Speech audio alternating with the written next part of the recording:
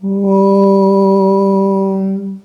Sthapakaya cha dharmasya sarvadharmasvarupine avataravristhaya Ramakrishnaya te namaha.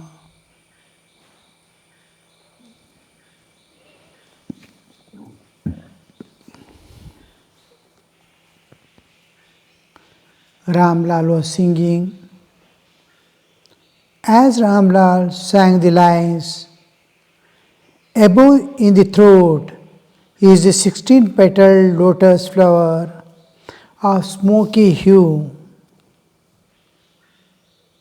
Within the petals of this flower lies the concealed a subtle space, transcending which one sees at length the universe in space dissolve.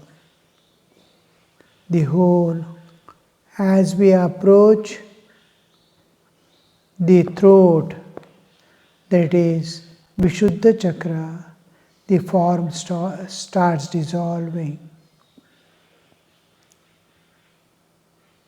in space, and space starts dissolving, just crossing the Vishuddha. At Vishuddha, forms dissolve.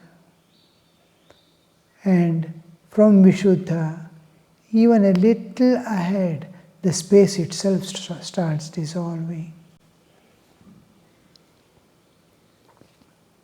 There lies concealed a subtle space transcending which one sees at length the universe in space dissolve.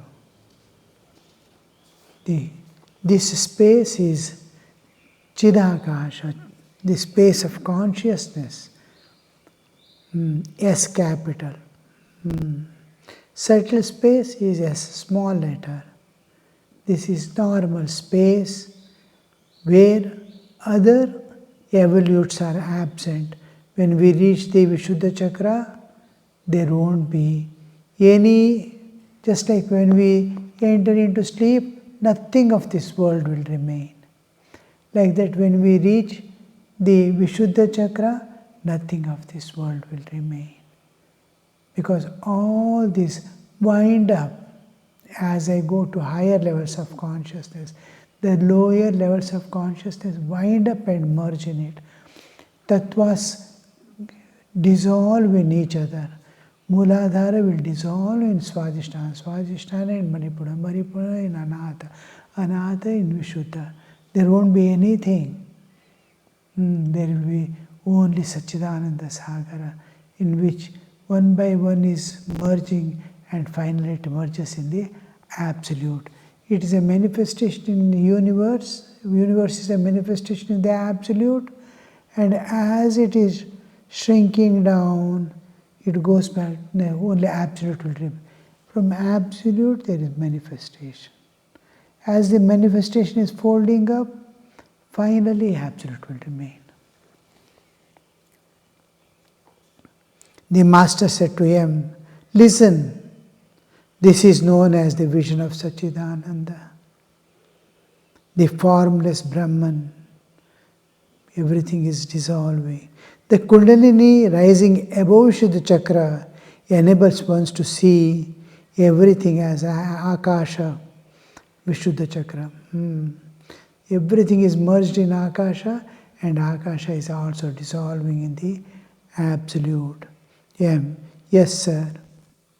Master, one attains the Absolute by going beyond the universe and its created beings conjured up by Maya.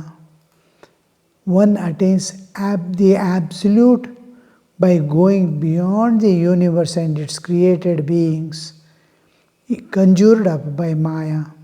The whole universe conjured, just like in dream, the dream world is conjured by Manas. Mind is creating Maya. It is not there. I am experiencing which is not there. Mind has become itself, manifested itself as a universe. What a beautiful thing you see. When you wake up, you have experienced and come out, it is no more there. When you are experiencing also, the world was not there. That's why we call it Maya. We are experiencing this world, which won't be there even when we sleep, let alone the Samadhi. In sleep also it disappears. In waking again appears. In the same way as I went before going to sleep, how it was, in the same way it manifests. But when I go to Samadhi and come down, the world that I was seeing till then disappears forever. The world of divine remains.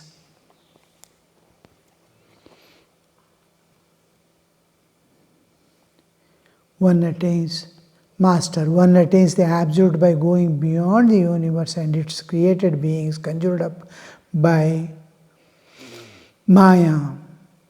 By passing beyond the nada, one goes into Samadhi.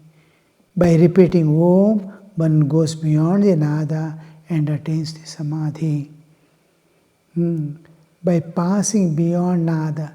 Nada has two aspects, aparanada and paranada. The whole universe going back. Or we are going in sleep as the one by one, where the external world is dissolving. When I am entering into sleep, body is dissolving. The mind and senses are dissolving. The whole thing is dissolving. And I enter into the withdrawal in the world, or the world in the withdrawal into the absolute is paranata, manifesting in the absolute, manifesting in the universe, my individual existence. I sleep, I project out again in this world. The withdrawal is aparanada. The projection is aparanada. When I reach the bindu, the last point, I expand in the every day in sleep. I reach the point, ultimate point, bindu. From bindu I expand in the cosmic existence. Cosmic consciousness, individual consciousness expanding in the is paranada. The whole universe going back to bindu is aparanada, and beyond its expansion in the absolute is paranada. This going beyond the aparanada, he sees the vision of by passing beyond nada, one goes into samadhi. By repeating Om, one goes beyond the nada and attains the samadhi. Here nada means aparanada. Aparanada is the universe dissolving in the absolute. And dissolved universe spreading, expanding in absolute is paranada. So beyond nada you get the Brahman. There the Omkara alone remains. The manifestation is also Omkara, the absolute is also Omkara, the withdrawal also is Omkara.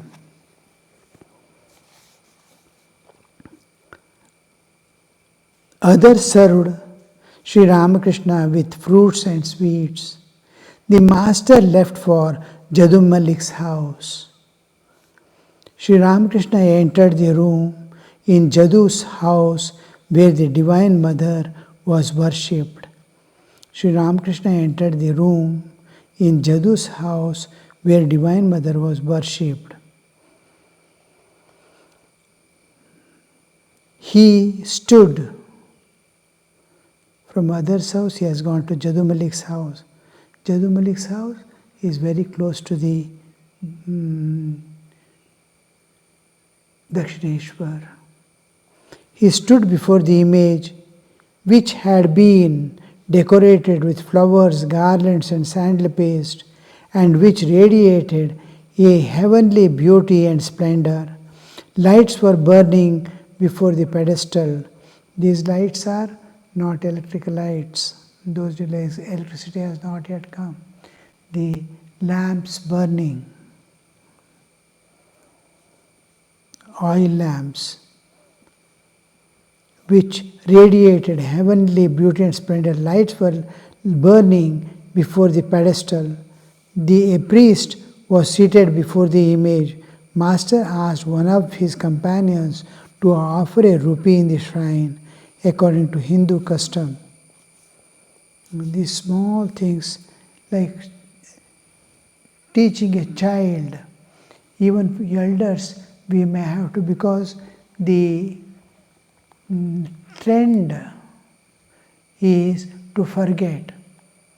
Now, when we go to any holy place, any shrine, especially the temple and other places, where many people partake the food and enjoy the feast as well as the festival, participate in the festival, and they all, because of them, the festival is there.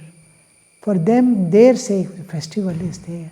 The household people are also enjoying, but the guests are most important part of it. So they enjoy greatly. They enjoy the presence of the people and around.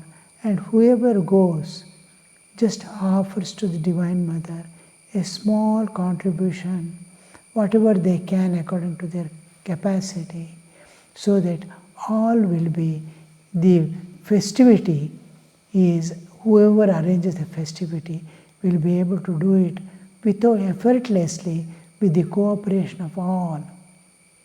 Individually, it may strain, they may discontinue sometime if they are not able to bear the expenses. That is one of the reasons. Other is, it's an offering to the Divine. I have earned something, I have something, let me give to one who is protecting us all.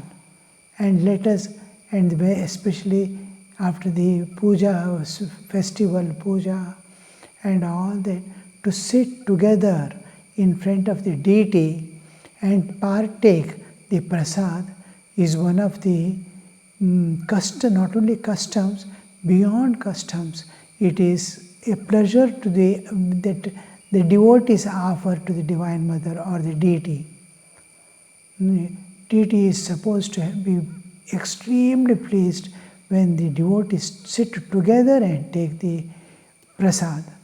And this is even in monasteries and other places, even in monasteries we see that till all the inmates come, the Brahmarpanam will not be done usually. In Belur Math and all, till the last seat comes. Everything will be ready, will be waiting. Or they will send a word that I will not be coming. Or they will leave a small leaf or something on the place where they are sitting.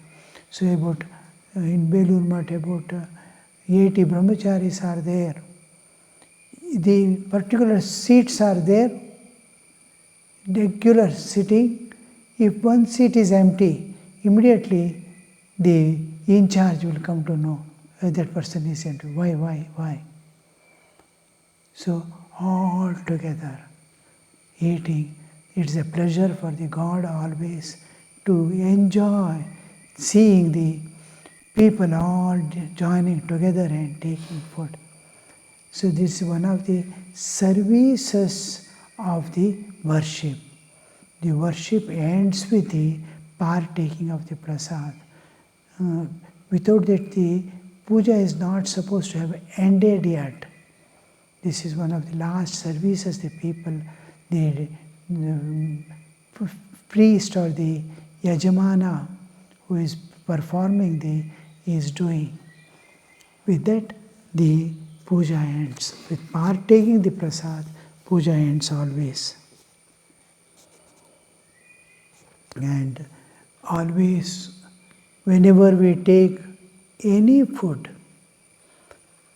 it must be fully offered to the divine mentally. Every morsel that we put in the mouth must be an offering to God. So, in monasteries, we usually, there will be a particular time and specific place to take the food.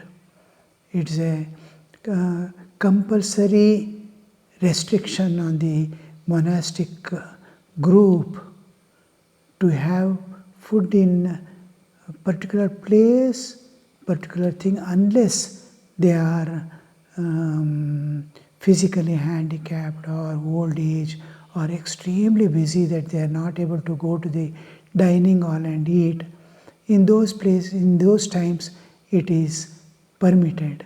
Now, suppose General Secretary Maharaj, he gets up early in the morning, by 5:15, after witnessing this Mangalarti, he is there in the desk till late in the night. He doesn't even know whether he has taken food or not.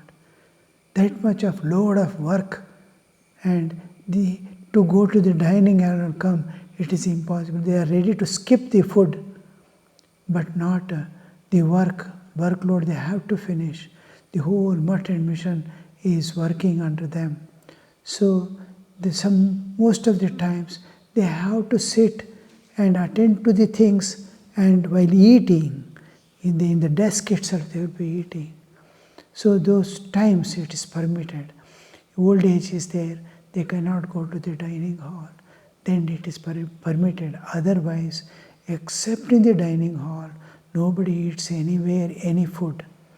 It's a custom, it's a discipline of the inmates. It's a dedication of one's own dedication to God always. Because it's a monastery, it is not a home or anything. It is not a mess where we go and sit and eat anytime, anywhere. This is an objectionable, and we are breaking the disciplines if we do that. So this is our life's offering to God. Sitting in before the deity after the worship and eating in the festivals, not in the regular shrines. In regular shrines also, many of the temples, they eat now in Karkal and all. In the presence of deity, in the temple, within the inner prakara, they sit and take food together. Otherwise, inside the temple, very rarely, if the custom is there, tradition is there, then only we eat. Otherwise, we eat the specified places. There will be huge dining halls and all. There we go and eat. So, this is eating in the temple after a festival is a part of the worship. Eating in monasteries in specified time and specified place is offering of our life to God. It is a part of the ashrama disciplines. And the houses, they have little more concession, but as far as devotees' houses are concerned, they will be very strict regarding the food preparations, who will do the food, cook the food, and what time they take. Most of the devotees' houses where I stayed, I see exact time maintained. Some of the seconds together, like what we maintain in the monastery, seconds together they come and sit. I myself used to get surprised. It is what they get example from the monastery. They visit the monastery and see everything going on according to time, everything disciplined, everything neat and clean. So they imbibe there and come and implement in their houses. And most of the Ramakrishnites, we see that most of the devotees, they observe the disciplines of ashrama. the time taking, the timely taking, and avoiding outside foods, outside times, when going out only for eating and all. This is almost all devotee circle. Those who are doing sadhana, sadhaka devotees. Other devotees come and go. They haphazardly live because they are not particular about realization. They are not renunciates, but they follow the general way of living. But those who are sadhakas and devotees, they observe strict discipline regarding food and all behavior, not only food. How to talk to people, how to invite, how to stand and watch when people are taking food. All these are called the manners and etiquettes. They follow. If a Swami has gone to their house and eating, they will not sit and talk. The sadhaka devotees, they will be standing and watching till food is over. So these are the manners, and these manners are a part of the disciplined life.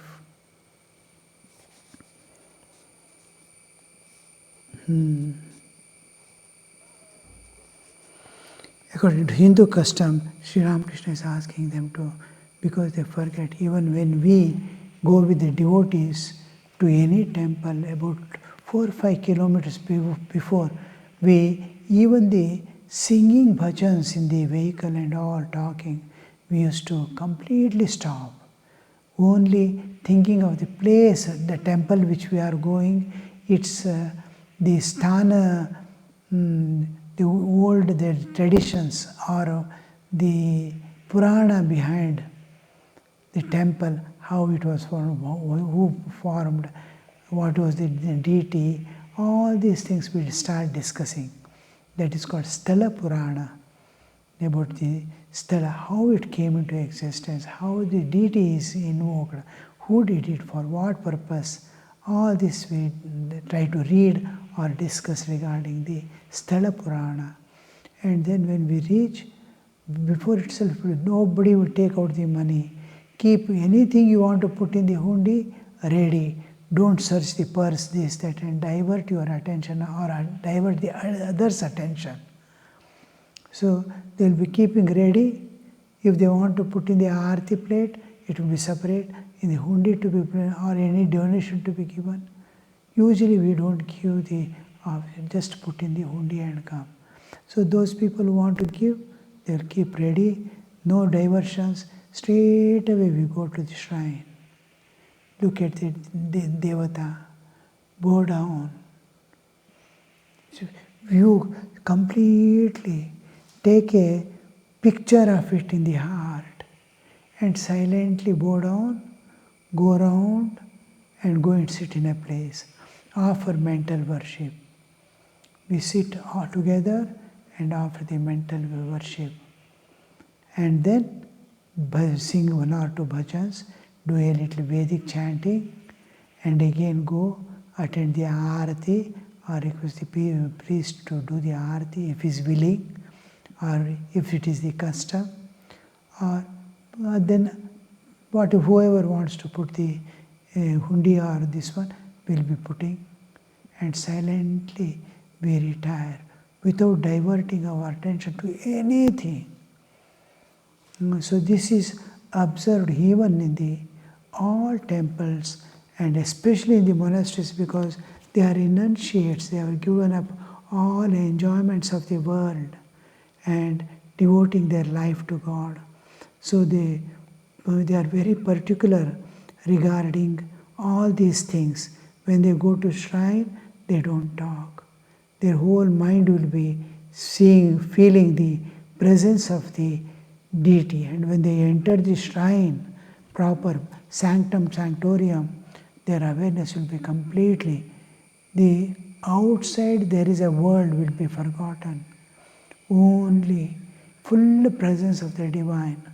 Otherwise they are usually not allowed to enter the main shrine. They must fully feel the living presence of God there once they step inside.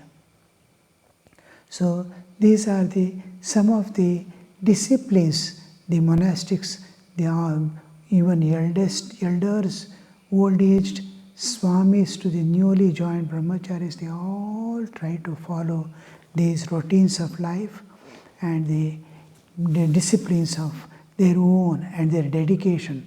Every moment must be dedicated to God in a monastery. So that we see everywhere in all the monasteries of Sri Ramakrishna Math and Mission.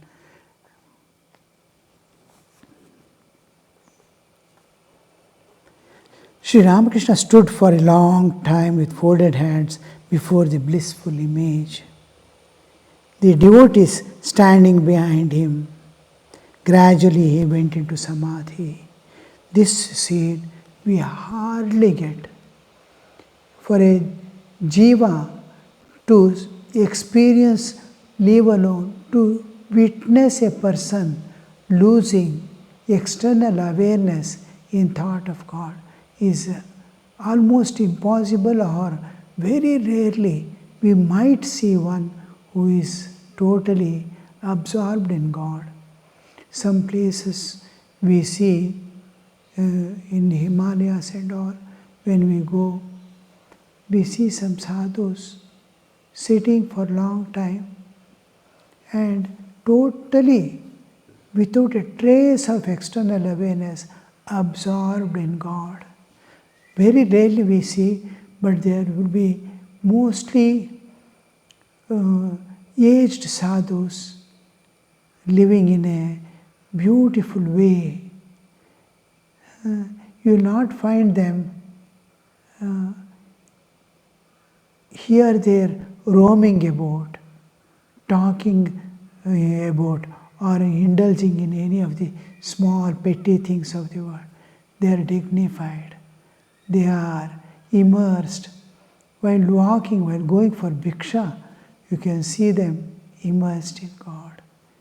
God awareness. Sri Ramakrishna comes out one day. He's going somewhere. After coming back, he says, I saw thousands of people moving about. I saw one or two who have urdhva drishti. All have nimna drishti on the enjoyments of the world. I saw one or two moving with urdhva drishti. God in the awareness. Like that, these sadhus will be, some of the sadhus we see going for bhiksha, they are externally absent-minded, fully inward. They are going in the street, they are not aware of their walk, because it's mechanical work. They go, and with the divine awareness they go. They take the bhiksha as if God is serving them. Come back and sit somewhere, take the bhiksha and go back. So this we see that a man who is a sadhaka, the sadhakatva has to awaken by his own disciplined life. Om Shanti Shanti Shanti Harihi Om Tat Sat Shri Ramakrishna Arpanamastu.